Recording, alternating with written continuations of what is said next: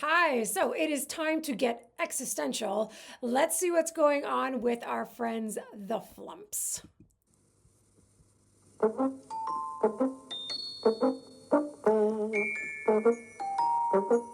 A Flumpet! Little did I know, I need one in my life.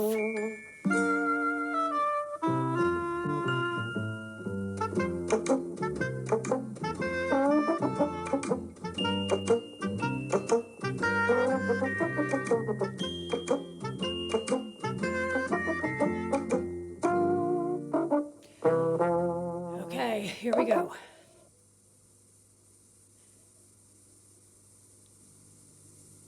Goodness me, I've never seen the house in such a mess, I mean, said Mother Flump. Yeah.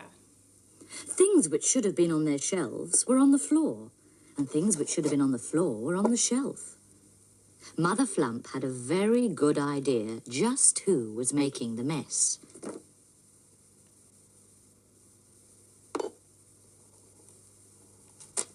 I thought so, said Mother. Poodle, just you come out from behind that box and tell me why you're turning the house upside down. Yeah. I can't find my things, said Poodle. Nothing's where it should be. Look at this. There should be a conker on the end of that string, but it's lost. And here's my colouring book, but I can't find my crayons. You can't colour without crayons. I don't know, Poodle. You're always losing things. Well, I've got something here which will help to keep your things safe and stop them from getting lost. Sharper Keeper! Caw, thanks. Poodle looked at the present very carefully. But no matter how hard he tried, he just couldn't see what it was or what it did. What is it? It's a special pocket on a belt. If you put your things in it, they won't get lost, and I won't have to tidy up after you all the time. Oh, it's just what I need. The Flumps invent the fanny pack. Grandfather was hard at work, polishing his flumpet and thinking about having a nap. Posy and Perkin were playing marbles. Look what I got. Poodle was very proud of his new pocket. I wouldn't mind one of those. I could keep the marbles in it. Very handy. I could keep my other ribbon in it. Well, said Grandfather, I expect if you ask Mother Flump nicely, she'll make you one too. Have you got anything in that pocket yet, young Poodle? No, nothing yet. Well, here you are. Here's a crayon I found in my flumpet. It should get your pocket off to a good start. There aren't any more crayons in there, are there, Grandfather? I hope not. Yeah. Now, why don't you go and see what else you can find to put in that pocket? All right, Grandfather. Poodle, stop putting stuff in I the wonder what Flumpet. fiddles he'll get himself into filling that pocket, said Posy. We'll find out soon enough. Yeah. It won't be long. You'll see. Grandfather thought so too. So he settled down to have a little nap. Good plan. Yes. Father Flump was busy watering the vegetables in the allotment. Hello, Poodle, said Father Flump. That's a smart pocket. Is it full yet? No, I haven't found very much yet. Well now, let me see. What can I find to help you fill that pocket?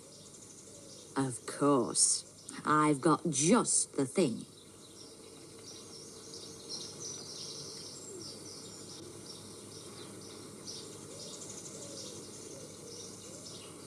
Here you are. Oh, thank you, said Poodle, wondering what it was. What is it? It's a magnet, an extra strong one. Magnets are very good at finding things. It'll help you fill your pocket. Poodle couldn't see how the magnet could help him find things, but it looked nice, so he put it in his pocket anyway. But as he walked away, a strange thing happened. Yep. The watering can began to follow him. Poodle's in for a surprise when he finds out what that magnet can do, said Father Flump to himself. Hello, Poodle. Fill your pocket? Nearly. Dinner ready yet? No, it won't be ready for a long time. Here, you can finish laying the table for me. Thank you.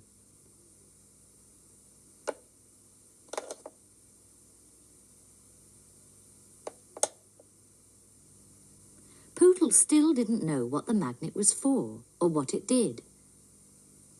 I wonder what it does, he thought.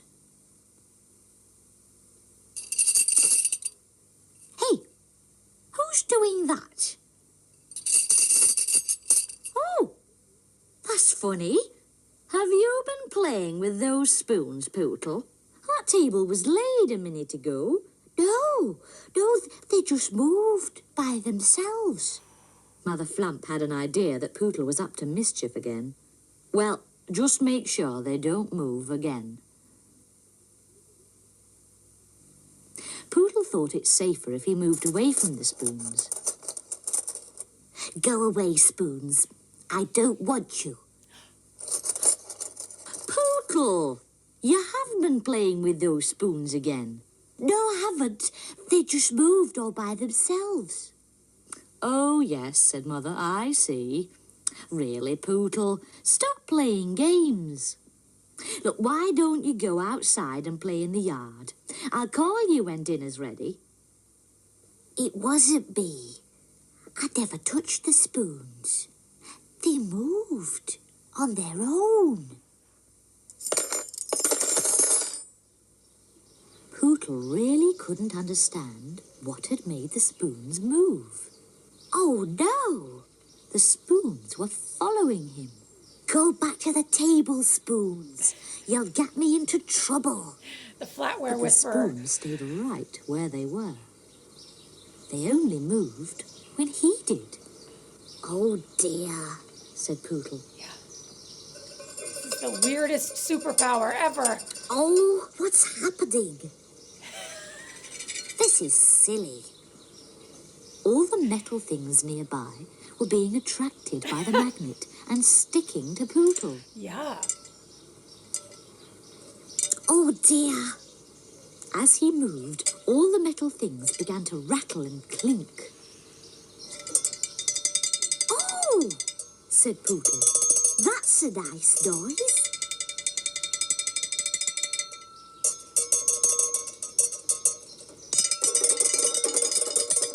Poodle becomes After a while, one-man band. The metal bits and pieces began to feel quite heavy, and Poodle began to feel quite tired. Napping. Bring it!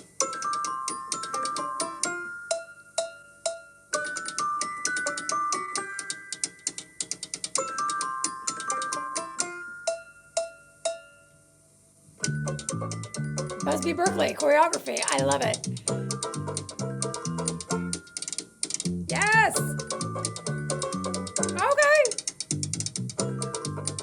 Woo! Ow!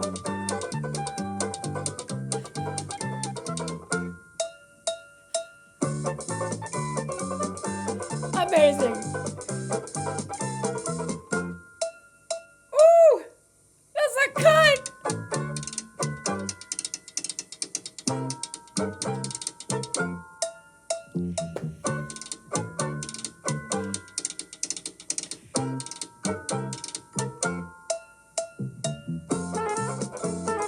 Yes.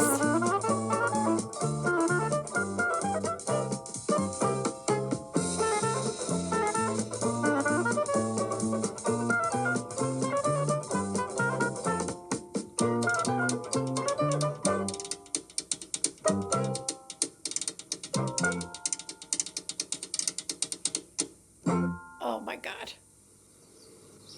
Perkin and Posy were Amazing. looking for the spoons.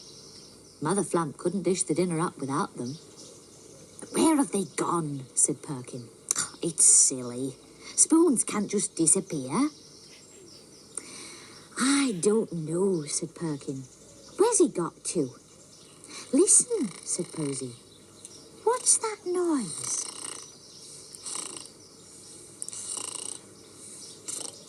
Orinoco? Oh, I don't know.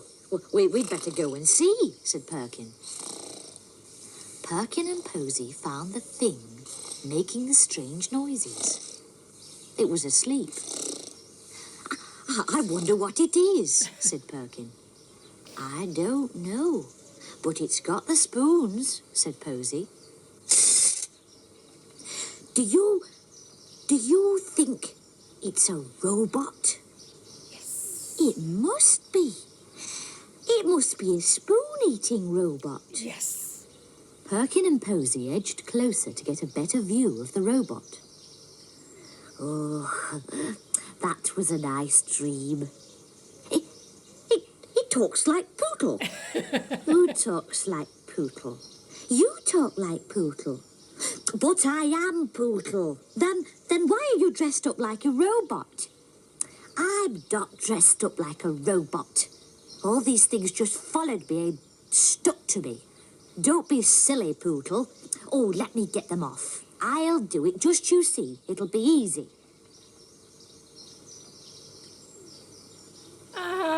God, they really are stuck. They won't move. Not at all. Let's both try. Yes. Mother Flump was still waiting for the spoons. Well, So she decided to look for Perkin, Posy, Pootle, and the spoons herself. yeah. If you want something done right. What are you doing, you two? Is Where's happening? Pootle? And where's my spoons? We found the spoons and Pootle. But look. Well, goodness me. Whatever is it? It's me. I might have known it. I don't know, Pootle. What will you do next? However did you get yourself covered in all those things? And what are you doing with my spoons? Grandfather and Father Flump came to see what all the noise was about. My goodness, said Father. Eh? What's that? Said Grandfather. Whoops! Oh, it's got my flumpet. It's me, Pootle. And I haven't got your flumpet, it's got me. Everything's sticking to me today. Why, it must be that magnet I gave you. Yeah. Metal things stick to magnets, and that magnet must be a lot stronger than I thought. But how am I going to get them off me? Don't worry. We'll soon put things right. Anything that magnet can do, this one can do better. That's better. I was beginning to feel heavier and heavier. The magnet's been useful anyway. Look what it's found. My thimble. I lost it ages ago. Why, here's my spanner. I wondered where it had got to. There you are, Pootle. A magnet can be a very useful thing. You can find all sorts of metal bits and pieces with it. Oh, is that why the spoons stick to it? Yes, that's right. I wish those spoons would stick to something else. Stick to what? Said Pootle. My dinner, said Perkin, 'cause I'm hungry. And if we wait any longer, it'll be time for tea.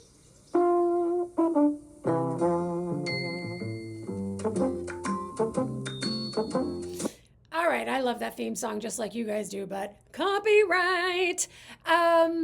Yeah. So I'll be honest, like, I am not a STEM girl. Like, you know, when it turns to sort of science and all of that kind of stuff, I'm sort of like, okay. Like, I'd rather talk about like feelings and, like stories and stuff like that. So like the thing with like, let's figure out what magnets are and what they do. I mean, that part wasn't really grabbing me, but that song, come on. Like that song needs to be sampled, lyricized, all of the things. Like that's one of my favorite sort of little pieces of music that I have heard so far on this channel. Like that was really knocking it out of the park. And I'm kind of surprised. I mean, I love a lyric and I love a song that tells a story. And I think the songs on this show particularly have been very sort of like, very, I don't want to say emotional exactly, but very wistful and really sort of poetic. So like this was a really, really nice surprise. I love the Flumps. It's not one of my sort of biggest hits on the channel so far, but I'll tell you this, between you and me, if you have made it this far, I think you are my people. This is the ride or die, right? If you love the Flumps the way that I love the Flumps, I think we're going to be friends.